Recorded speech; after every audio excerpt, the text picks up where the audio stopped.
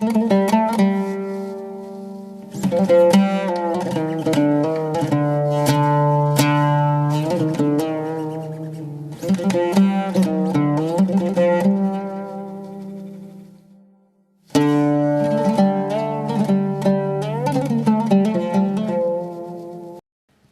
لله رب العالمين،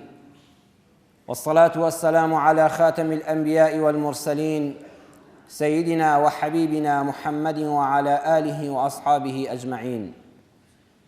ئیمانداران و خواناسانی زۆر بەڕێز، برایان و خوشکانی ئیماندار،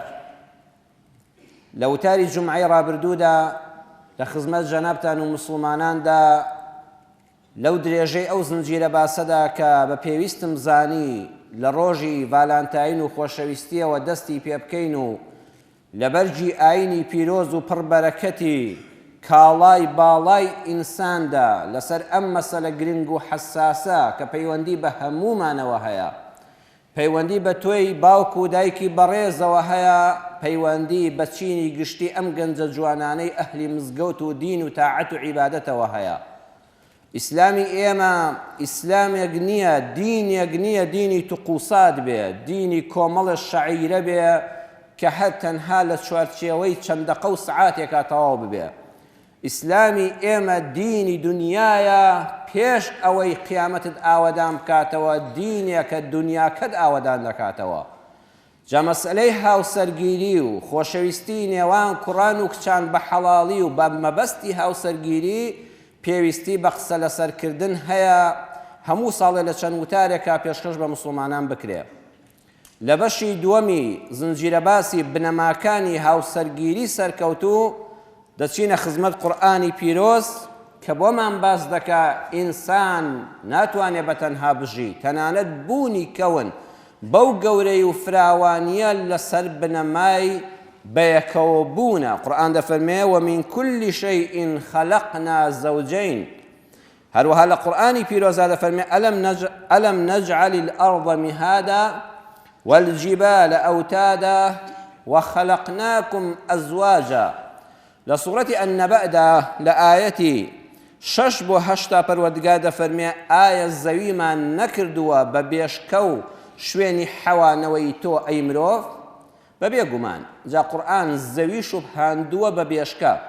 ئەو لانکەی کە مرۆڤ بە منداڵی تیا بەخێو دەکرێ و دەپارێزرێ و تیا دەخەوێندرێ. هەروەکو بێشکە هەموو پێداویستیەکانی ژیانی کۆرپەی تێدایە بۆ ئارامی و حەسانەوە و پاراستنی، خوای پەروەردگار لەسەر زەویدا تەواوی پێداویستیەکان و ئارامی و پاراستن و حەوانەوەی ئێمەی دابین کردووە. هەروەکو بێشکە کاتێک کە ڕادەژێ بۆ ناڕەحەتکردن نییە، ئەو جوڵەی کە دایک بێشکە ڕادەژێنێ بۆ خەوتنی کۆرپەکەیەتی و ئاسوودە بەخشینە پێی. ئەم زەویەی ئێمەش وەکو ئەو بێشکەیە بەردەوام لە ڕاژان و جوڵاندایە، بەڵام چۆن کۆرپەکە هەستی پێ ناکا و پێی ئاسوودەیە، لەو ڕاژاندن و جوڵەی ناو زەویشدا ئێمە ئیسراحەتێک دەبەخشین و ماڵ و حاڵمان لێ تێک ناچێ، ئیلا مەگە وەکو بێشکەکە وەربگەڕێ زەویش بوو مەلەرزەیەک لێیدا، بە هەمان وێنە ئینسان ناڕەحەت دەبێ. والجبال ئەوتادا، ئایا شاخەکانمان نەکردووە بە گوڵمێخێک وەکو خێمەیەک بەهۆی ئەو گوڵمێخەوە دادەکوترێ و بانایبە، زنجیرە شاخەکانیش ئاواز زەویان ئارام کردووە و حەواندویانەتەوە. وخلقناكم أزواجا، دروستمان کردوون بە نێر و بەمێ،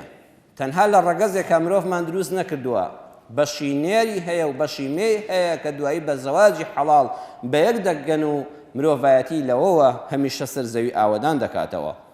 جا لێرەدا سەیری قورئان کەن چەند وردە بەڕێزان، باسی زەوی، باسی شاخ، باسی نێر و مێ بەیەکەوە دەکات. بۆ قورئان لەم ئاەتە قورئانیدا پێمان دەڵێ، خوای پەروەردگار پێمان دەڵێ و تێمان دەگەیەنێ کە ئەی ئینسان هەر وەکو ئەم سەرزەویە نەبێ بۆ ژیانی تۆ نابێ، وەرە تۆ بچۆ سەر هەسارەی مەریخ. ها بینیوتانە خەڵک دەچێتە سەر مانگ و مەریخ و ئەوانە دەڕوە. خەڵک ئێستا مرۆڤایەتی زانست وا پێشکەوتووە لە هەسارەی زەوی بە ئاسانی دەڕواتە دەرەوە، بەڵام کە دەچێتە ئەوێ هەرچەند سەعاتێک لەوێ دەبێ وا ڕۆژێک ڕۆژانێک لەوێ بوو، ئەویش بە قەلەقی و نەئارامیەوە دەژی، هێشتا ترس و لەرزێکی هەیە کە هاتەوە سەر زەوی ئەو فەزاییە، ئەو کەسەی لە کەشتی ئاسمانیەکەدایە ئەمجا هەرز بە ئارامی دەکا. یعنی ئەی ئینسان، ئەی ژن و مێر، ئەی کوڕ و کچ، حتا بە حەڵاڵی بە یەک نەگەی تا لە ماڵی خۆتا ئارام نەبی وەکو ئەو کەسەوەی کە لە ئاسمانایە. ڕاستە گەشتێکی خۆش دەکا و خەڵک باسی دەکا و پلەی بەرز بۆتەوە و ئاستی زانستی وایە، بەڵام هەر لە قەلەقیدایە. والله ئینسانیش لە هەر شوێنێکی سەرزەوی دابی هەر ئاست و ناوێکت هەبێ کە ماڵ و حاڵێک و عایلەی خۆت نەبوو هەمیشە هەز بە قەلەقی دەکەی، ئارام نی. هەروەها زەواج دەبێ وەکو زەوی ئارام بێ. چۆن ئەگەر زەویەک بەردەوام بوو مەلەرزەی هەبێت خۆ بەڕێزان ژیانی تێدایە، تۆ هەمیشە لە ماڵی خۆتا شەو بترسی خانووەکەت بەسەرا بڕوخێ، ئەوە ژیانە نەخێر. دەبێت چۆن خوا زەوی ئارام کردووە لانەی هاوسەریش ئاوا ئارام بێ. چۆن ڕاکەڕاکی بێشکە و ڕاژاندنەکەشی بۆ ئیسراحەتە،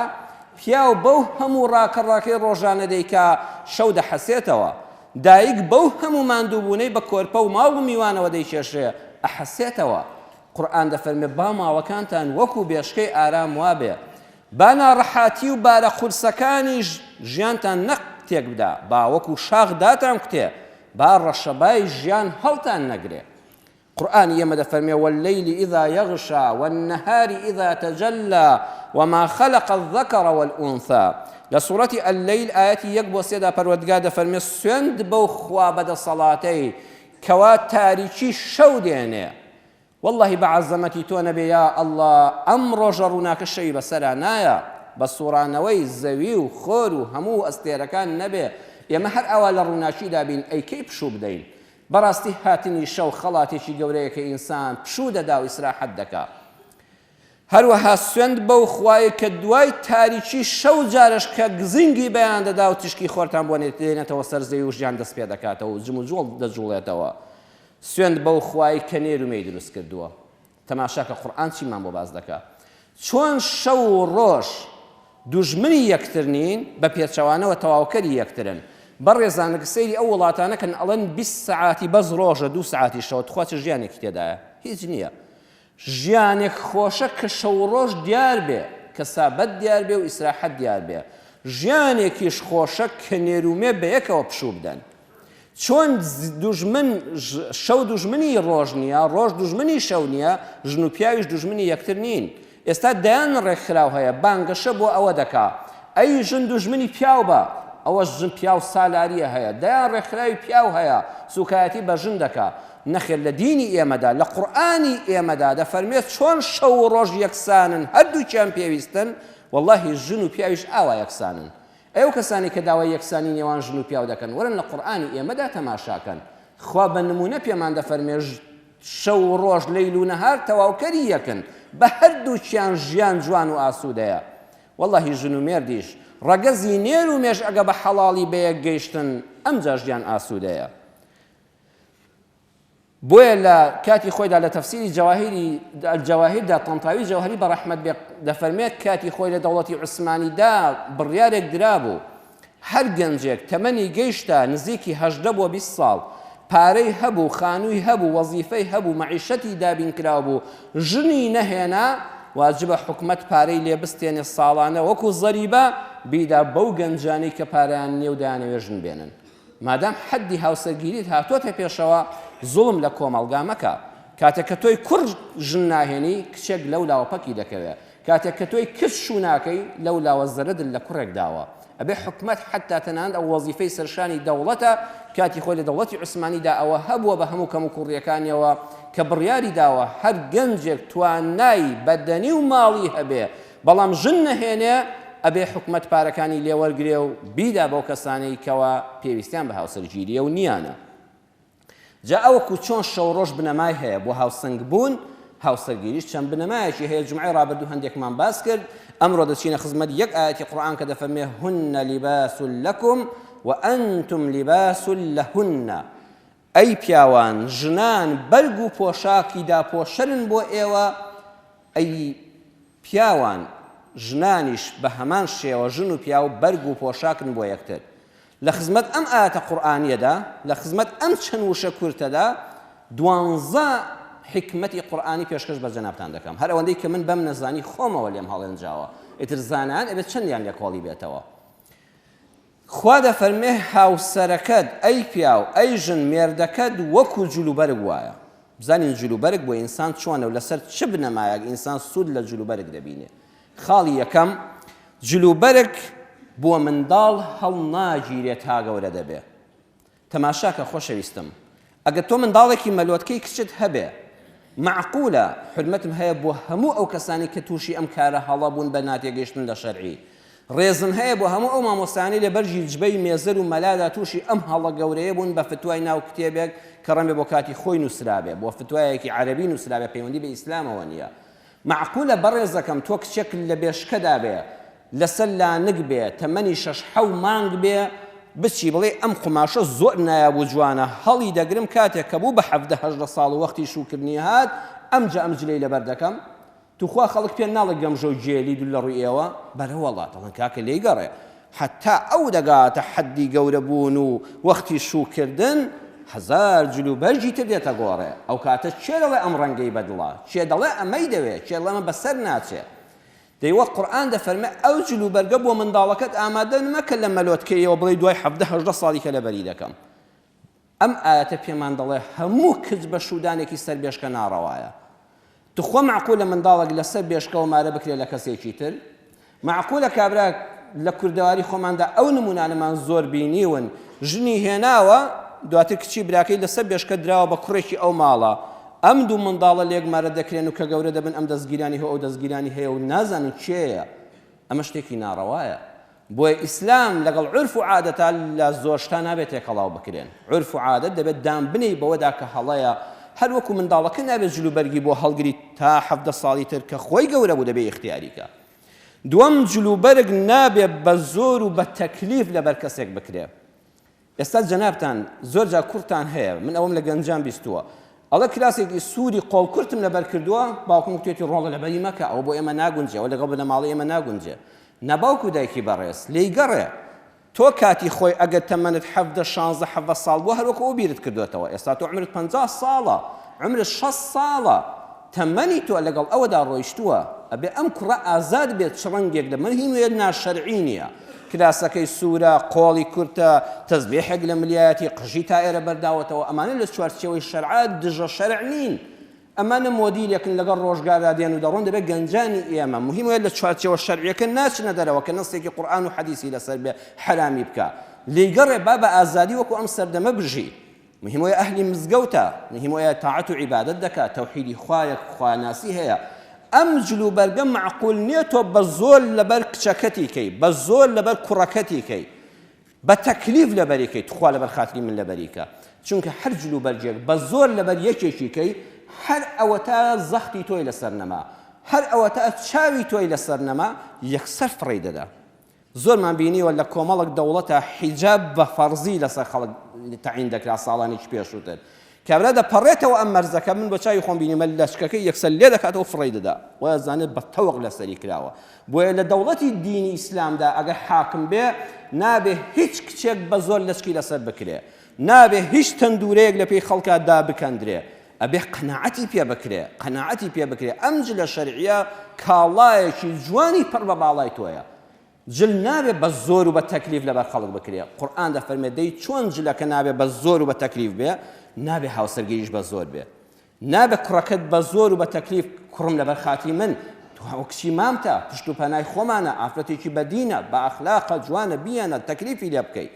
وەڵڵاهی چۆن جلێک بە زۆر لەبەر بکرێ و بە تەکلیف بێ ئاخری هەر فڕی دەدا قبوڵی نییە، ڕۆژێ هەر دایدەنێ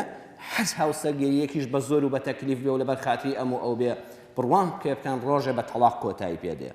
بۆیە لە سەردەمی پێغەمبەر صلی الله عليه وسلم لە مسند ئیمامی ئەحمەدا هاتۆ دەفەرمێ کچێک هاتە خزمەتی پێغەمبەری خوا صلی الله عليه وسلم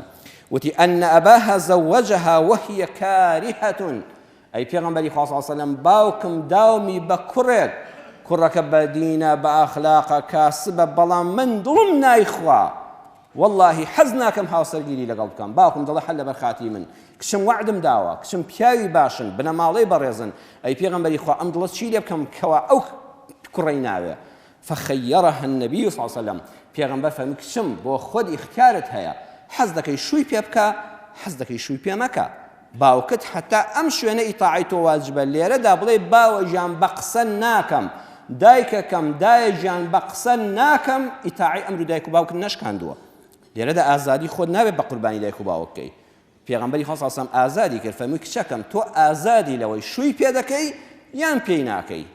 بەس لەبەر دڵی خۆت شوو بکە نەک لەبەر تەکلیفی دایک و باوکت هەر وەکو لە جلوبەرگەکەیە ئەو مافەینیە کە لەبەرت کە سێمیان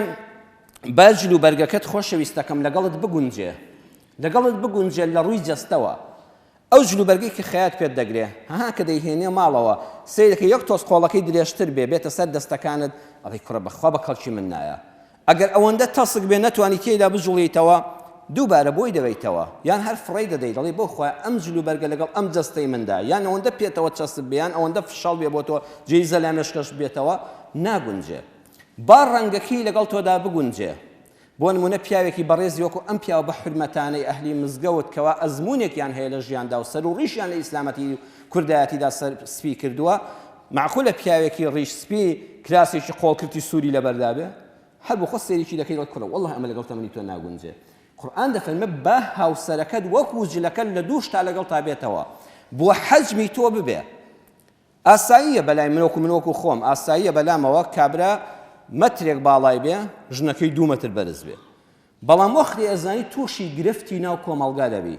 کە دەڕۆی خەڵک پێ دەڵێت لەی ژمارە دەیە پیاوەکەڵی سفرە و ژنەکەڵی یەکە با خەڵک وات پێ نەڵێ نە هەر سەیری کە باڵای خۆت چەندە حەڵوای هاوسەرەکەشت ئاوا بێ هەرچەندەوە زۆر ئاساییە باڵاکان بەرزی و نزمیەکان ئەوە ئەڵڵا دروستی کردون هەمویان ڕێکن بەڵام حەق وایە دواتر خەڵک ناڕەحەتن نەکا ڕەن بێ هەموو کەس بەرگەی لۆمەی خەڵک نەگرێ ڕەن بێ هەموو کەس زۆر دامەزراو نەبێ هەوڵ بدە ئەو کەسە لەگەڵ جەستەی تۆدا زۆر شیاو بێ معقول نییە ژنەکە 100 کیلۆ بێ کابرا 30 کیلۆ بێ ئەوە هەروە حەق وایە لەگەڵ جەستەی تۆدا لەگەڵ تەمەنە معقول نییە من ئەوە بیندراوە لە حاکمەکانم زۆر جار بیستەوە توێتی کابرا هاتووە تەمەندارێک لەگەڵ کچێکە وتمە کاکە ئەی کۆ زاوا لەکوێیە کابرا بە پێکەین وەڵا قوربان جەنابی حاکم بۆ خۆم زاوام کوڕە بە خاتی خوا ئەوە کچن نییە ناوەڵاوە ژنی سێەممە معقول نییە ئەمە وەم زانیوە تۆ کشتە چۆن ئەوە ژنتە ئەبێ سەیری تەمەنی خۆتکەی ئەم هاوسەرگیریە تەمەنێکی وا لە بەینیاندا نەبێ دواتر یەکیان بێتە پیرێژنی تازە یەکیان کوڕی گەنج بێ یەکیان پیرەمێرد بێ ئەمجا کچەکە تازە پێ بگا ئەمە ناڕەوایە ئەمە خۆت دوای ئەم هاوسەرگیریە خێری لێ نابینی هەموو ژیانت ئەبێ بەژان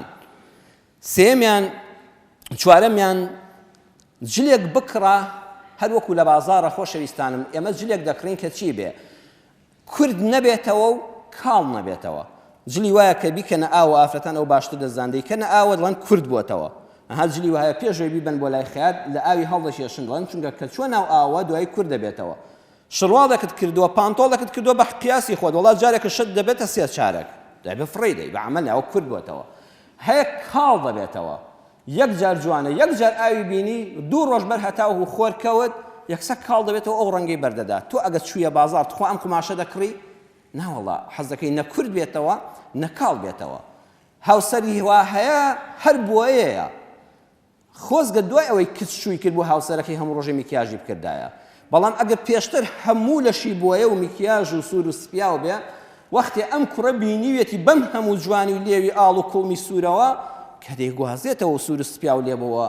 پلێتی ئەسڵی خۆی دەرکەوتەوە ئەمە ئەوە نییە و بینیوێتی ئەمە کامل بۆیاغا دوای بەسەری ئادەنەوە هەروەها کوڕێک کوردبوونەوە چۆنە بەوە نەوشەیەکی ماڵی باوکیەوە دەستێ بۆ خوازبێنی بەڵام دوای خۆی هیچی نییە نەتوانیوێتی لەسەر کارێکدا بمەزرێ نە دەزڕەنگینیەکی هەیە نە شەهادە و خوێندەواریەکی بەدەستهێناوە هەموو شتەکەی هی باوکێتی یاخوا ڕۆژێ ئەم باوکە لەم کوڕە تووڕە نەبێ کە لی تووڕە بوو لە بووکەکەی تووڕە بوو کتی سویچەکانمداوە ئەنجا بێ بە پاسکیل بڕا بە ماڵی خەزووری جاوەرە لەونەوە شەو بێەوە سەر پاسکیل دوای هەموو بەرچاویان دەکەڵم با بە کورد بوویەوە ئەی هاوار چۆن وا دابەزی ناوەڵڵا شوب کە بە کوڕێک بزانی ئەگە بەیانی باوکیشی دەری کاتەم دەرەوە لە ماڵەوە ئەمەندەی هەیە کە تۆ پێڕازی جاکە پێڕازی بووی جێگەی خۆیەتی بەڵام بەرچاوڕوون بە با نە کاڵ بێتەوە نە کورد بێتەوە دواتر پەشیمان بی خۆت لۆمە بکەی یان خەڵکی لۆمەت بکەن پێنجەم با جلوبەرگەکەت خزمەتت بکا و داد بپۆشێ نەک تۆ خزمەتکاری جلوبەرگ بی هەر یەکێک لە ئێمە ڕەن بە ڕۆژە قماشێکی گرانبەهامان کرد بێت دەبێت ئەوەندە وریابی بەر شتێک نەکەوێ و لە تەلێک نەدرێ و چڵکن پیس نەبێ و یعنی جلوبەرگی وایە باوەڕتان بێ بەڵایە ناوێری بە ئیسراحەت دانیشی جلوبەرجێک خۆشە خزمەتت بکە دات پۆشێ عیب و عارت داپۆشێ سەرما و گەرما بتپارێزێ بەڵام تۆ خزمەتکاری ئەو نەبی نەوێری بە هیچ شێوەیە بجوڵیتەوە هاوسەری ژیانیش بە نسبەت کوڕانەوە کچێک بێنە کە لەگەڵ قەدەر خۆتا بگونجێ مامۆستا هەژاری موکریانی بە ڕەحمەت بێ دەڵێ کاتێک کە گەنج بووم عەرزی باوکم کرد وتم باوە گیان حەز دەکەم کچی فڵان بنە ماڵەی شێخ بێنم وتی ڕۆڵە گیان وەڵڵاهی حەتا بڵێ ئەم بنە ماڵە ئەهلی تەریقەت و تەسەووف و بەڕێزن ئینکاری لە بە حورمەتیاندا ناکرێ بەڵام کوڕەشیر نەکەم بەو خوایە کچی ئەو ماڵە بۆ تۆ ناگونجێ وتم بابە بۆ بەخوا لەوانەیە کچەکەش زۆر حەز بکا شوم پێ بکە وتی ڕۆڵە گیان تۆ دەبێت سێری ماڵ و حاڵی خۆمانکەی تۆ یەک ژن بێنی و بە خێوێکی باشترە چونکە سێت پێ بەخێو ناکرێ وتم بابە خۆشنی بەسەر نایەنم دواتر فەقەت پەشیمان نامەوە لێ وتی ڕۆڵە مەبەستم ئەوەیە ئەو لە ماڵی باوکیە پەنجەی نەکردووە بە ئاوە خزمەتکاری هەیە ماڵی باوکی ئەو دەسەڵاتدارن دەستڕۆیشتون خاوەن قەدرن من هەر ئەوەیە نانی هەرزنێکم بۆ ئێوە پەیدا دەکرێت بەخوا بەیانی کە بێتە ژنت ئامادەنی هێلکەڕۆنی شت بۆ بکات چونکە قەت نەیکردووە ئەبێ خزمەتکارێک بۆ بگری خۆشت ژنت هێناو بە حساب ژنت هەبێ خزمەتکارێکیش بۆ خۆت بگری ژنەکەش هەر وەک بەخێوکەی کەواتە لە جیاتی ژنێک سێ ژنت هەیە ناڕۆڵە گیان چاورکەوە کەسێک بێت لەگەڵ ئێمەدا بگونجێ بە ماڵ و حاڵەکەی ئێمە ڕازی بێ کچی شوو بە کەسێک مەکە کە بەڕاستی هەموو ڕۆژێ منەتی ئەوەت بەسەرا بکەن بڵێن لە ماڵی باوکیە بە حیاتی دەسە قەنەفی وادانە نیشتووە با بە چاوی خزمەتکار سەیرن نەکەن بڵێن لە ماڵی باوکیشە یان باوکت هات بۆ ماڵان بڵێن باوکە سوالکەرەکەی هات ئەوانم بە گوێی خۆم لە خەڵک بیستووە کابرا فەقیرە چەند بە ئەدەب چەند بە حورمەت دوول لە ڕووی جەنابتان خەڵکێکی نەسب نزم هەیە هەموو دنیا هەمووش لە لای بەس ماڵی دنیایە کە باوکی بووکەکان هاتووە سوالکەرەکە هاتەوە دیسان چاوی لە نانێکەوەیە والله ئەو بۆ نانێک نهاتەوە بە ماڵی تۆ ئەوە لە لای تۆ پارە هەموو شتێکە لەبەر ئەوە هەوڵ بدە جلەکەت لە قەدەر خۆتدا بگونجێ خزمەتت بکە نەک خزمەتکاری بی و نەوێری پێ و بجوڵیتەوە و تنگت بکاتەوە شەشەمیان زۆر بە دوای جلوبەرجی گرانبەهادا مەگەڕێ کە لەگەڵ گیرفانتان نەگونجێ هەر بە نمونەیەک عەرزی جەنابتان کەم کابرایە قاتێ شاڵی جوان بکڕێ ئێستا شاڵ هەیە بە 1500 دۆلارە معقولە بەم قاتە شاڵەوە بچی لە بەردەمی دوکانێکی فەلافل بخۆی تۆ بای 1500 دۆلار جل لە بەرایە معقولە بای 1000 دینار لەفە بخۆی ئەبەر لە باشترین مەطعەمانانت پێ بخورێ دەی معقولیش نییە کچی کابرایەکی ناوداری بنەماڵەی دەوڵەمەندی خاوەن چەند شوقە و ڤێلا و سیتی شەهادەدار و مەلیکە جەمالی جوانی تۆش لە هەموو دنیادا نەتوانی خانوویەکی 100 مەتری بەکرێ بگری ئەوە پێشکەشیان کردی و لەبەر حرمەتی بنەماڵەکە دایانێ دوای چی لێ دەکەی والله هەر وەکو ئەوە وایە بە قاتی شاڵەوە فەلافل بخۆی دوایی هەر لەسەر کەسایەتیت دەکەوێت هەر خۆت هەز بە ناڕەحەتی دەکەی ناوەڵە بە هاوسەرگیریەکەت لەگەڵ واریداتت بگونجێ دوای شەرمەزار نەبی پێوەی حوتەم خاڵ کە خوا فەرمووی هن لیباس لەکم و ئەنتم لیباس لەهن سەیری ئەم قورئانە بە یەک دێڕ چەند دەرسمان دەداتێ دەرسی حوتەم دەڵێ مەرج نییە لەو جلوبەرگەی تۆ گرانبەهاتر لە دنیادا نەبێ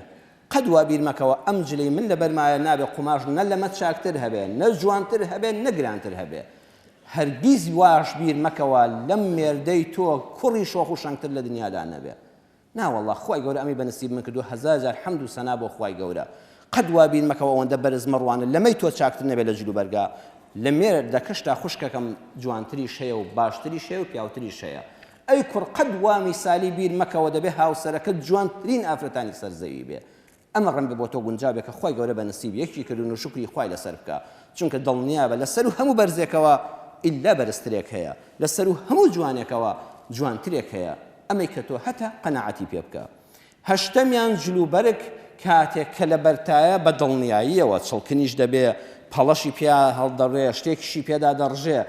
ئینسانی ژیر بەڕێزان ئەو کەسەیە کە جلەکەی یەک تۆس چڵکن بوو پەڵەیەکی بەرکەوت خێرا فڕێیدا خۆی ڕوت و قوتکاتەوە نەخێر ئەی ئینسانی ژیر چێیە ئینسانی ژیر ئەو کەسەیە دەزانێ ئەم جلوبەرگە کە بەردەوام لەگەڵتایە پیسیش دەبێ پەڵەشی بەردەکەوێ شتیشی پێدا دەڕژێ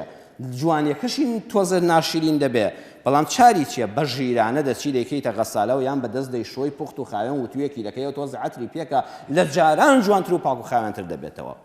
لە ژیانی دەستگیرانیشدا تۆ دەستگیرانت هەیە لە تەلەفۆنەکە دەمتان تێک گیراوە ئیتر وا بزانی دەبێت بیگەێنێت تەلاق و کۆتایی پێبێنی جلەکە لەبەر خۆت فڕێدەی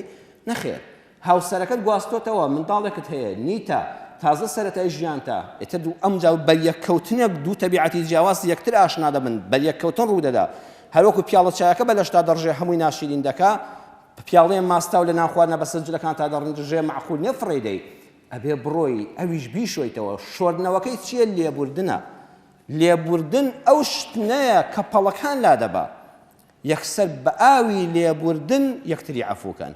نەوەڵڵا بە ئاوی لێبوردن کورە دەیگەرنت ئازابێ ئەم هەڵانەش ڕوو دەدان تۆش گەرنم ئازاکە سوبحان الله ئەم جلە چۆن بەشتم خاوێن دەبێتەوە ئەم دڵانەش بە لێبوردن خاوێن دەبنەوە بە قسەی خەڵک مەکە بڵێ قەت نابێ لێی ببووری ئێستا زۆر مشکلەی کۆمەڵایەتی هەیە بەڕێزان هەرچەند پەڵەکە دروست بوو بێ هەرچەند ئازارەکە دروست بوو بێ بە ئاوی لێبوردن وەرە گەورە بە بیشۆ واللهی دڵت ئیسراحەت دەکا و لە جاران لەبەر چاوت جوانتر دەبێتەوە با لێبوردنمان هەبێ بەرامبەر یەکتر لەبەرەوە زۆر یان جلێک کونێکی بچووکی تێبوو معقولە بەم هەموو ناڕەحەتیە پارەت کۆ کردوێتەوە قاتێ جلت کڕیوە یەک تۆز بەل تەلێک کەوتووە و تۆزێکی دڕاوە قەیچێکا دەتوانین بیدورینەوە ئەتوانین ئەم کونە بچووکانە بگرین نەک جلەکە فڕێدەین و خۆمان بە ڕووتی نیشانی خەڵک دەین هاوسەرگیریش کونێکی بچووکی تێدا دەبێ وەرە پینەیکە وەرە بیگرە وەرە مەهێڵە فڕێدەی و هەموو جلە بەرگەکە پارچە پارچەکەی حەمە سەعید حەسەنی شاعیر لە شعری گەڕانەوەدا کە کاتی خۆی وەڵزەم لە نزار قەبانیەوە ئیلهامی ئەو شعرە جوانە کوردیە وەرگرتووە شعرەکەی زۆر ناسک و جوانە بۆ ئەمە بەستە بۆ ئەو کوڕکچانەی کە دەستگیران و دەمەبۆڵەیەک ڕوویان تێدەکا دوای کە داوای لێبوورنی لێکردی دڵت گەورە بێ هەروها بزانە هیچ ڕووی نەداوە دەبێ ئەوەندە یەکترت خۆش بوێ چۆن جلەکەت فڕێنادەی ئامادەی بیشۆیتەوە هاوسەرەکەشت فڕێ مەدە و تەلاقی مەدە وازی لێمە هێنا بە لێبوردن بیشەوە پاشیکەوە ئەڵێ خۆ بەدەستیەوە بوو کە شوشە نیم خۆ بەدەستیەوە بە کەشوشە نیم تا بە کەیفی خۆی گەمەم پێ بکە ئیدی قەت بۆ لای ناگەڕێمەوە تازە ناتوانێت کارم تێ بکە ئەمڕۆ هەروەکو هیچ ڕووی نەدابێ هات و باوەشێک گوڵی بۆ هێنام وەکو منداڵێ بۆ کۆشی دایکی گەڕابێتەوە هاتەوە بۆ لام بە جۆرێ هەستم تێکەڵ هەستی بوو گڕی تێبەردام سیمای شەکەتی دەتگوت کۆتایی دنیا هاتووە کە فرمێسکم دی لەسەر ڕوومەتی ئەوەندەم زانی چۆلەکەی دەستم لە نێو دەستیدا ئارام خەوتووە بەسەر شانیدا تێر و پڕگریام شێ دەڵێ ڕقم لێ هەڵگرتووە چەندم گوت ئیتر ئەوم خۆش ناوێ قینم لێی دەبێ و ناچمەوە بۆ لای بەڵام ئەوینی هێندە بەهێز بوو چوومەوە سایەی درەختی باڵای ئەبێ خۆشەویستیتان بۆ یەکتر کوڕان و کچانی دەستگیراندار و هاوسەر وابێ دوای هەمووی ئامێز بە یەکاکەیەوە و بە ئاوی لێبوردن جل و بەرگ و کەم و کوڕیەکان و پەڵەکان دابەری بە قسەی خەڵکی جل هەڵمەگرە و بە قسەی خەڵکیش لەبەر خۆت فڕێ مەدە جل و بەرگ کاتێک کە دەچێت دوکانێکەوە کوڕبیان کچبی هەوڵ بدە یەکەم جا وردبەوە دووەم دڵنیابە لە باشی و گونجاوی بۆ تۆ سێیەم بڕیاری کۆتایی بدە کە بڕیارت دا و قماشەکەت هەڵگرت و برتە لای خەیات و لەبەرت کرد وا بزانە کەس لەوە باشتری نییە ئاوا بڕڵشادیەوە لەبەریکە و شکری خوای لەسەر بکە نەک ئەوەی هەر یەکێ وتی وەڵای ئەم قماشە کوڕەوە چێ لەبەرتایە یەکسەر بەرچاوت بکەوێ ئەو کاتە بڕوا بکە هەتا ماوی بەڕووتی دەسوڕێەوە چونکە ئەو جلوبەرگەی تۆ لەبەرتایە یان خەڵکێک لەبەر حەسوودی چاوی پێت هەڵنایە زۆر لەبەر تا جوانە و زۆر بۆت گونجاو و زۆر گران بە هاوڕێک و پێکە حەسوودیت پێ دەبا لەبەر حەسوودیان دڵێت جا ئەوە چێ لەبەرتایە ئەوەی دڵسۆزی نیە ئەوە لەبەر حەسوودیەتی ئاگادار بە حەسوود جلەکانت پێ فڕێ نەدا دووەمیان یان لێ نەزانە ئێستا جلی بادینی حرمەتمەیە خەت هەیە مگن و تۆ بمدەنێ بە بەلاژ نامەوێ دەلای خۆی گران بەهاترینە بۆ چونکە من ئەو جلە ناناسم لە ڕووی نرخەوە ئەو من نایناسم کەسەکە نایناسێ بە قسەی نەزانێک جلوبەرگە گرانباهەکە لەبەر خۆت فڕێ مەدە هاوسەرگیریش ئاوایە بە قسەی خەڵک هاوسەرگیری مەکە کە بڕیارەدا جوان تێی بفکرە لێ حاڵی ببە ورد بەوە تێبگە و بڕیاری کۆتایی بدە ئیتر هەموو دنیا پێت بڵێ ئەم ژنەی تۆ خراپە و ئەمە چێە شوت پێ کردو جات خواوەکەی کوڕەوەکەی بەشەرە قەت دڵت بەرامبەری نەگۆڕێ خۆت بڕیارت داوە ئەینا چونکە ئەو کەس هەر وەکو چۆن ئەو کەسەی بە قسەی خەڵک جل هەڵگرێ و بە قسەی خەڵک بەرچاوی کەوێ هەمیشە ڕوت و قوت دەبێ والله ئەو کەسەش هەر بە قسەی خەڵک ژن بێنێ و هەر بە قسەی خەڵک دڵی بگۆڕێ و سار بێتەوە باوەڕتان بێ هەر بێ هاوسەر دەمێنێتەوە لە دنیادا ئەگەر دەستجار ژن و مێرداری و هاوسەری گیریش بکە لەبەرەوە خوا دەفەرمێت چۆن جلوبەرگەکەت بڕیارت دا لات قوت زوێ بە قسەی خەڵک بەرچاون نەکەوێ بۆ ئەویشیان وابە خاڵی دەیەم جوانی و جەمالی تۆ لە جلوبەرگەکەتدایە ئەی ژن و پیاوی بەڕێز. ئێستا کەسێک دەچێتە شوێنێکەوە هەتا ئیسلام ئەمری بەوە کردووە پێغەمبەر صلی الله علیه و سلم کە دەچوە ناو وەفدێک و شوێنێکەوە جلی تایبەتی هەبوو بۆ جومعان و جێژنەکان جلی تایبەتی هەبوو هەر ئەو کەسەی دەڵی زۆر خاوەن قەدرە بە شۆرت و فامیلەیەکی عەلاگەوە بچێتە ناو مەجلیسێکەوە خەڵک گاڵتەی پێ دەکات هەر ئەو ئینسانە کە خۆی ڕێکپۆش دەکا و معەتەر دەکا و جلەکانی وتووە و پوخت و خاوێنە خەڵک ڕێزل لێ دەگرێ بەخوای وا هەیە باوەڕتان بێ هەر قەدری ڕێزی جلەکانێتی لە شوێنەکە خەڵک لەبەری هەڵدەستێ ئەوەندە معەتەر و مڕەتەبە و ئازانی ئەم پیاوە زۆر مهمە جلەکانی عیب و کەم و کوڕیەکەی ناوەی هەموو داپۆشیوە سەنگینی کردووە ئەڵێن کاتی خۆی لە نوکتەیەک ئەڵێن مەلای مەشهور چۆن مەجلیسێکەوە جلەکانی زۆر شڕ بوو کەس لەبەری هەڵنەستاوە بە خێراتنی نەکرد لە لای خوارەوە دایاننا چۆ ماڵەوە خۆی گۆڕی و زۆر بەڕێک و پێکی و جلێکی گرانبەها و جوان و بۆن خۆش و وتوکراوی لەبەر کرد کە چۆ فەرموو مامۆستا لە لای سەرەوە دایاننا نانیان بۆ دانا وتی تخوا جبەکەم بخۆ وتیانەوە چییە کوڕی بەخوا و قەدر و حرمەتەی ئەویە نەگری خۆم خۆ هەر ئەو پیاوەی پێشتر بووم کەس خوڵقی نەکردم کە ئەم جلە جوانم لەبەر بوو ئەستا با ئەو بخوا نەک من ژن و پیاویش بەڕێزان وەڵڵاهی ئاوا قەدر و حرمەت بە یەک دەبەخشن بڕواتان هەبێ ئینسان بە خێزانەکەیەوە پیاوە وەڵڵی خوشکی بەڕێزم تۆش بە مێردەکەتەوە حرمەتت هەیە حرمەتەک جلەکەت بپارێزە با گرانبەها بێ لەلات ئێستا سەیری ئینسان بیر بکاتەوە سێ چوار کوڕی گەنجی خوێندکار جاری وای لە زانکۆیەکان وەڵڵاه ئەڵێی حەزەتی یوسفن لە پاکیدا کەچی دەچنە هەر گەڕەکێکەوە دراوسەکان زۆر تاقیم نەکەن ئەها ناڵن دەڵێن کاکە زگوردیە خانی بەکرێ مەدەنێ ڕازیم نییە بێتە دراوسێمەوە هەتا وەختی دایانناسی مەندڵی فریشتن زۆر کەسیش هەیە زۆر دوو لە ڕوتان بەداخلاقە بەزەوەی چونکە ژنی هەیە هەموو کەس خانووەکەی دەداتێ دوو کچی گەنج لە شوێنێکە من خەڵک خانوویان بەکرێ ناداتێ مەگەر چاک بیان ناسێ بەڵام کاتێک کە مێردی هەبوو لە هەموو شوێنەکە لە هەموو گەڕەکێکا جێ دەبێتەوە قەدر و حرمەتی تۆ جلوبەرگەکەت ناسێنە بە خەڵک لە دەستی مەدا خاڵی هەشتەم خاڵی یانزەهەم بەڕێزان هیچ ڕەنجێک ناشرین نییە هیچ ڕەنجێک ناشرین نییە تۆ دەچێت دوکانی قوماشەوە کاتێک کە دەچێت قوماشەیەکەوە سەی دەکەی 20 نەوع قوماشی پیاوان 50 نەوع قوماشی ئافرەتان دانراوە بەلای تۆوە تەنهای دوو-سێ ڕەنگیان جێگەی دڵگرتنە زۆر جار پێ دەڵێن ئەو قوماشە بە خۆڕایی بمدەنێ نامەوێ وانە دەی ئەگە بە تەبیعەتی من و تۆ بێک ئەو قوماشەمان بە خۆڕایی ناویان خوشکی وامان دەڵێت جە تخواوە ڕەنگە ئەوە خەڵک دەیکڕێ بەڵێ خەڵک دەیکڕێ ئەگەر وا نەبووە نیوەی مەعمەلی قوماشی ئەم سەر زەوێدا دەخرا دەبوو ئەم ڕەنگانە هەر دروست نەکرانایە نەوەڵڵا ئەویش مشتری تۆ هەیە خۆی هەیە ئەوە لەبەر چاوی تۆ ئەم قوماشە ناشرینە ئەینا لەبەر چاوی مشتری خۆی گرانبەهاترینە تۆ ئەمت دەوێت چیچکە ئەوەی دەوێت ئەگەر وا نەبووە دەبووە نیوەی فڕێ بدرێ هیچ تۆپە قوماشێکیش فڕێ نادرێ هەموو مشتری تایبەتی خۆی هەیە ئەو کەسەش کە بوو بە هاوسەری ژیانت دڵنیا بە ئەبێ لەبەر چاوی تۆ جوانترین کوڕ بێ و لەبەر چاوی تۆ جوانترین کچ بێ ئیتر گوێ بە چاوی خەڵک مەدە زۆر کەسەیە بە وەژنەکەی و دەستگیرانەکەی تەلاقدا ئەڵە وەڵڵاهی بۆ خۆم هیچ عیبم نەدەدۆزیەوە ئەخ دەڵێن وایە ئەڵێن بەخوام نەمزانی بوو وایە نە ئەزیزەکەم قوماشەکە تۆ خۆت بەدڵت بووە با لەبەر چاوی خەڵکان ناشرین بێ ئەبێ ئەوەندە متمانەت بە ئەوین و خۆشەویستی بەرامبەرەکەت و هاوسەرەکەت هەبێ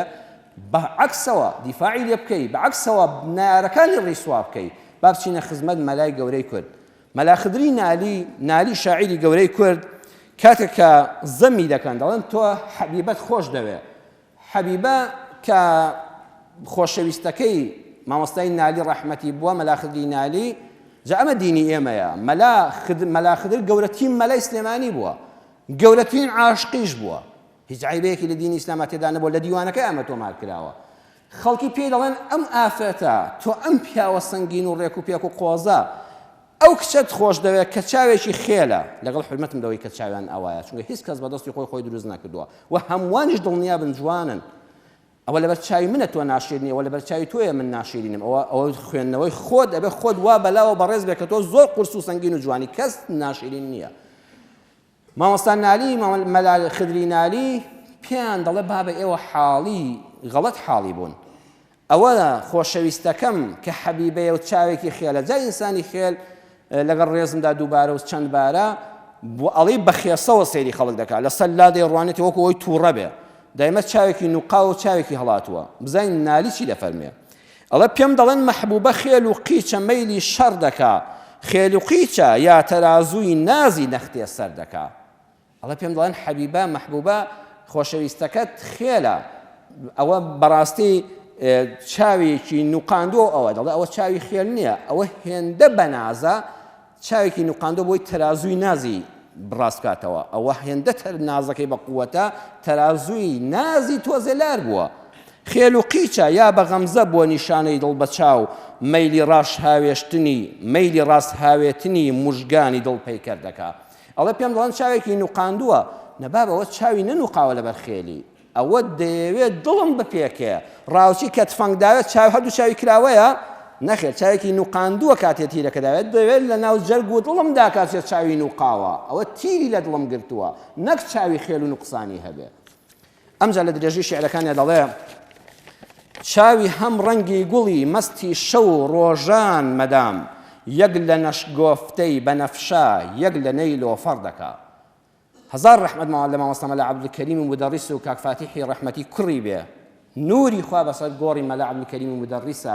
ئەهلی علم و تەسەوف و مریدی شێخانی نەقشبەندی بیارەدا بێ کاتێک کە ئەم دێڕانەی نالیمان چەند بە جوانی بۆشی دەکاتەوە دەفەرمێ مامۆستا نالی دەفەرمێ کاکە ئێوە دەڵێن چاوێکی نوقاوە و ئەوە عەیبەیە و خێلە بەڵام وەرن بۆتان ڕوون دەکەمەوە لە ڕووی زانستیەوە گوڵەکان دوو جۆرن گوڵی وەنەوشەمان هەیە بەس لە سێبەرا گەشە دەکا گوڵێکیشمان هەیە لەبەر تیشکی خۆر گەشە دەکا وەکو نەیلۆفەڕ گوڵێک بووە ئەڵێ چاوێکیانی بۆیە نوقاندووە هەردوو چاوی یارم وەکو گوڵ وایە بەڵام بۆیە ئەم چاوی نوقاوە ئەوەی هی خێلیەکەی نییە ئەوە گوڵێک لە ناویایەتی گوڵەکە دەبێت سێبەری بۆ بکەی ئەمجا گەشە دەکا وەکو وەنەوشە ئەوەی چاوی تریشی بۆیە کردوێتەوەی ڕاستی و ساغی نییە ئەوە وەکو گوڵی وەنەوفەڕ بۆ خۆی دەوێت تیشکی خۆر لێدا و گەشە بکە بابەت تۆ لێ حاڵی نەبووی عکسی چاوی تۆ لە چاویدا بە خواری تێدەگەی کەژ نەزەر کەی فەرقی خوار و ژوور و خێر و شەڕ دەکا ئەڵێ چاوی ئەو وەکو ئاوێنەی بێگەرد وایە ئایا ئەو کەسەی ڕەخنە لە خۆشەویستەکەم دەگری ئەوە چاوی تۆیە خێلە ئەو ئاوێنەیە تۆ سەیرت کردووە چونکە چاوی خۆت خێلەوە دەزانی ئاوێنەکە خراپە هەر کەسێ نوقسانی ڕووی باوێتە سەر ڕووی ئاینە شاهیدی هەرچەند ڕەئیە العەین بێ شێ باوەڕ دەکا ئەڵێ کەسێ بەرە ڕووی ئاوێنە بوەستێ و بڵێ خەڵکی نەخەتای ئەو ئاوێنەیە من چاوم خێر و ناتەوا و خێسە ئەوە ئەگەر شاهیدەکەی ڕووی خۆشی بێ کەس باوەڕی پێ ناکە ئەڵێ ئەزیزەکانم دەستگیرانەکەی من خۆشەویستەکەی من دڵدارەکەی من نەک چاوی خێل نییە چاوی دەڵێ ئاوێنەیە ئەوە چاوی تۆ خێل و نوقسانە کە لە ئاوێنەکە داوا خۆت دەبینی بەخوا حەیفە ئینسان کە کەسێکی خۆشویست ئاوا لەبەر چاوی جوان و شیرین نەبێ ئەبێ ئاوا بەدڵ دەبێت جەبزانە ناشرین لەسەر زەویدا هەیە بەڵام تۆ هەمیشە هەر یەکێ بڵێ بڵێ وەڵا ڕاستە بڵێ ئەوە چێ بشوت پێ کرد بڵێ کورە بەخوا نەمزانی بوو بڕوان پێ بکە ببێ هاوسەر دەمێنیەوە بۆیە هەر وەکو قوماشەکان خوا فەرمووی جیل و بەرگەکان ژنون بێر هەموو قوماشەکان جوانن لەبەر چاوی تۆ مشتری نییە یەکێشکە عەوداڵە بە شوێنیدا کۆتا خاڵ چۆن جلو بەرگ عیب و عاردا دەپۆشێ و لەسەر ماو گەرما دەتپارێزێ پێویستە ژن و پیاویش یەکتر داپۆشن بەڕێزان زۆر کەس هەیە هاوسەری هەیە بەڵام فەقیرە وەکو بێ هاوسەر بێ وایە مەیلێکی ناداتێ خۆشەویستێکی بۆ دەرنابڕێ خۆی بۆ ناڕازێنێتەوە پێغەمبەری ئێمە صلی الله عليه وسلم کە لە جیهاد دەگەڕایەوە کاتێک لە سەفەر دەگەڕایەوە بەو هەموو ماندوێتیەوە چونکە ئەو زەمەنە موبایل نەبوو ماڵەوە ئاگادارکەوا دێمەوە تەلەفۆن نەبوو ئامێریکی ڕاگەیاندن نەبوو پێغەمبەری خوا صلی الله علیه و سلم دەچووە مزگەوت یەکەم جار بە خۆی سەحابە دەفەرموو بڕۆن بۆ مزگەوت بۆ لەبەر دووشت یەکەم لە سەفەر هاتوتەوە هەموو لەشی تەپ و تۆز و ناڕەحەتی و عەرەقەیە معقول نەژنەکەی ئەوا بیبینێ فەقیرە دڵی بژیرێ هاپیەوە بەو هەموو جوانی خۆیەوە ئەڕۆی یەکەم جار لە مزگەوت تا دەموچاوی دەشت خۆی فێنک دەکردەوە تەپ و تۆزی جلوبەرگی خۆی دەختەکان دووەم بۆ با ماڵەوەی ئاگادار بن با ماڵەوە ژنەکان بزانن مێردەکانیان هاتوونەوە نابێ ژنێک مێردەکەی لە ماڵ بێ لەگەڵ ژنێکا مێردەکەی لە ماڵ نەبێ هەروەکو یەک بن ئەبێ ئەو ژنەی مێردەکەی لە ماڵە زۆر جوان و ئامادە بێ با ژنەکانیش خۆیان بڕازێنەوە بۆ مێردەکانیان ئەبێ بە هەمان شێوە ئێستا ئێمە بەداخەوە ئافرەتان بۆ دەرەوە پیاوان بۆ سەفەر هەموو خۆ دەڕازێنینەوە لە ماڵەوە کابرا بە بیجامەی خەرخەتەوە وەڵی زێبرایە دانیشتووە حەقوایە لە ماڵەوە ڕازاوە بێ لە ماڵەوە بۆنت خۆش بێ نەک بۆن پیازە لێ بێ خوشکم نەک لە دەرەوە ڕازاوە بێ قردون فی البەیتی غەزالن فی الشارع مەیبوونی ماڵێ و ئاسکی ناو بازاڕ ئەبێ پێچەوانەکەی ڕاست بێ لەبەر ئەوە خۆشەویستەکانم ئەو جلوبەرگە بێ ئینسان یەکتر داپۆشێ لە زمانی حەزەتی عومەرە ئافرەتێک شکوای بوو لە دەستی مێردەکەی وتی بەڕاستی دڵم نایخوازێ بەڕاستی دەمەوێت لێی جابمەوە تەڵاقی لێ وەرگرم ئیمامی عومەر وەکو حاکمێکی بە ویژدان و تێگەیشتوو لە فیقی ئیسلامی و لە دینی خوا یەکسەر بڕیاری نەدا ناردی بەدووی پیاوەکەدا فەرمووی جارێ با کابرا ببینین بزانین قسەی لەگەڵا بکەین کە بینی پیاوێکی زۆر چڵکن باوەڕتان بێت لە دوورەوە بۆنی چڵک و چەپەڵی داهات قژ ئاڵۆزا و ڕیش تێک ئاڵا و حدی منێکی زۆر ناجۆری هەبوو ئیمامی عومەر لە دڵی خوا ئەفەرمی وەڵڵاهی ئەم ژنە ناحەقینی لەگەڵ ئەم دەعبایە چۆن دەبێ بژی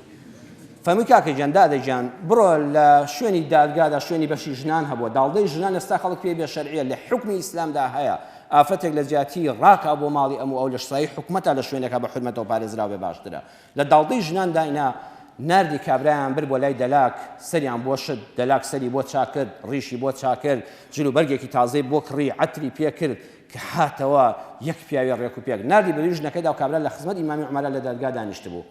فەرمووی بڕۆی لای ئەو پیاوە ژنەکە ئاسێرێکی کرد و وتی قوربان حەز دەکەم لە دوورتر دانیشم فەرمووی بڕۆ لایەوە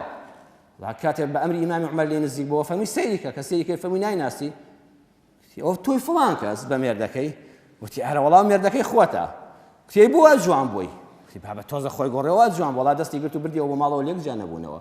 کاکە خەتای خۆتە ئەتو هەر ئەو پیاوەی پێشووی ئێستا بزانە ئەو ژنە چۆن یەکسەر دەستی گرتی یەکسەر شێشەکە حەل بوو زۆر شت هەیە جاری وایە ژن ئەوەندە کەمتر خەمە بەرامبەر بەخۆی کاکە مێردەکەش هەزار ئافرەت لە دەرێ خۆی بۆ ڕازاندۆتەوە جلێکیکە هەڵدەبژێرێ تۆ ئەوەندە بە جوانی خۆتی بۆ بڕازێنەوە دای پۆشە عیب و عاری یەکتر داپۆشە مامۆستا ئەحمەد هەردی شاعیر دەفەرمێ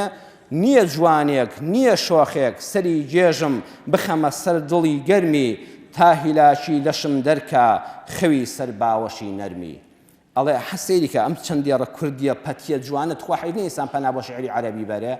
ئەڵێ ئینسان پیاو ماندووە پیاو شەکەتە پیاو گێژ بووە وەڵی کە چۆ ماڵەوە پێویستی بە باوەشێکی گەرم و دڵێکی نەرم هەیە کە سەری بخاتە سەر و بحەسێتەوە بزانە ئەو کاتە هیچ پیاوێک لەی لە ژنەکەی دەبێ کە ژنەکەی ئاوا پێشوازی لێ بکە بزانە ماندووبوونی لەبیر دەچێتەوە بە بێگومان نەخێر کۆتا پەیاممان لە موتارەدا کە هەڵی دەگرین بە ویستی خوای گەورە ئینشاءالله بەشدار بن لەگەڵماندا لە زنجیرەکانی ڕابردوودا ئەم باسە درێژەی هەیە چونکە بابەتێکی گرنگە ئەوەندە دەڵێم کوڕان و کچان کە یەکتریتان خۆشویست خوا خۆشەویستێکی ئارزوو بازانە مەکەن خۆشەویستێکی بێبەر پرسیاریانە مەکەن چونکە خۆشەویستی سەرەتا ئاسانە بەڵام دواتر لە ناخەوە یەکترتان خۆش بوێ یەکتری مەخەڵەتێنن دەست بە یەکتر گەرم مەکەنەوە کە ئەمە لە ئیسلامدا نەهیلە کراوە هەر وەکو بۆ قسەی خۆش دەڵێن کوڕێک و کچێک بە یەکەوە بە حرامی لە شوێنەکە دانیشت بوون کوڕەکە بە کچەکەی دەگوت وەڵڵاهی تۆ دەڵی مانگی دەڵێ خۆری دەڵێ حۆری دڵی جگەری گورچی لێ وەکو کەبابخانە بێ ئەتە دەڵێ کچەکەش بە کوڕەکەی و کوڕەکەش کچەکەی چی نەگوت دە تۆش مەدحێکم بکە کچەکە وتی وەڵڵی نازانم مەدحی چت بکەم نە جوانی نە دەوڵەمەندی نە شەهادەت هەیە کوڕەکەی دە تۆش درۆیەک بۆ من بکە نابێت درۆ بۆ یەکتر بکەن ئەبێ ڕازگۆ بن لەگەڵ یەکترا خی گەورە ڕازگۆیانی خۆش دەوێت بە تایبەتی لەم مەسەلە حەساسەدا هەڵی دەگرین بە وتاری جومعی داهاتوو بەویستی خی گەورە و داواکارم لە خی پەروەردگار یا ڕەبی خی پەروەردگار لێت دەپاڕینەوە بە ڕەحمەتی خۆت دامانپۆشی یا ڕەبی خوایە هەر وەکو لە دنیادا وێڵین بە دووی جلوبەرگێکی جوانەوە یا ڕەبی خوایە هاوسەرەکانمان هەموو ژن و پیاوەکان ئاوا داپۆشەری حیا و حرمەتی یەکتر بن یا ڕەبی خوایە ئەو کوڕ و کچانەشمان کە تا ئێستا نەچوونە خانەی لانەی هاوسەریەوە یا ڕەبی خوایە هاوسەرگیریان بۆ ئاسانکەی خوایە هەموو کەسێک بە کەسێکی شیاوی خۆی شادکەی خوایە ئەو کەسانی کەوا دڵیان بە یەکترەوەیە و کەوا پێویستیان بە یەکتر هەیە زەواجیان نەکردووە و چاوەڕێی خانە و لانەی هاوسەرین یا ڕەبی خوایە بە دڵی یەکتریان بگەێنی و کار ئاسانیان بۆ بکەی خوای پەروەردگار هەر عایلەیەک ئاژاوی خێزانی هەیە خوای ئیسلاحی حاڵی بکەی یا ڕەبی خوای لە دینەکەی خۆت باشترمان تێبگەێنی خوای پەروەردگار شیفای نەخۆشەکانمان بۆ بنێری یا ئەڵڵا شیفای ئەو کەسانە بنێری کە نەخۆشی جەستەییان هەیە یا ئەڵڵا یا شافی شیفای ئەو کەسانە بدەی کەوا نەخۆشی دەرونیان هەیە خوای ڕەحم بە دڵی دڵبەخەمەکانمان بکەی ڕەحم بە قەرزارەکانمان بکەی وڵاتمان ئاوەدانکەی کوردستانمان پارێزراوکەی ڕۆڵەکانمان سەلامەت و ساڵحکەی ئەوەی ئەولادی نە پێی عەتاکەی ئەوەی ئەولادی ناساڵحە بۆی ساڵحکەی خوای هێزی پێشمەرگە و ئاسایش و پۆلیسی ئەم وڵاتەش پارێزگاری کوردستان دەکەن خوای تۆش بیان پارێزی ڕەحم بە ڕۆڵەی موسڵمانان بکەی لە هەر شوێنێکی ئەم جیهانەدان ئامین ئامین والحەمد لله رب العالمین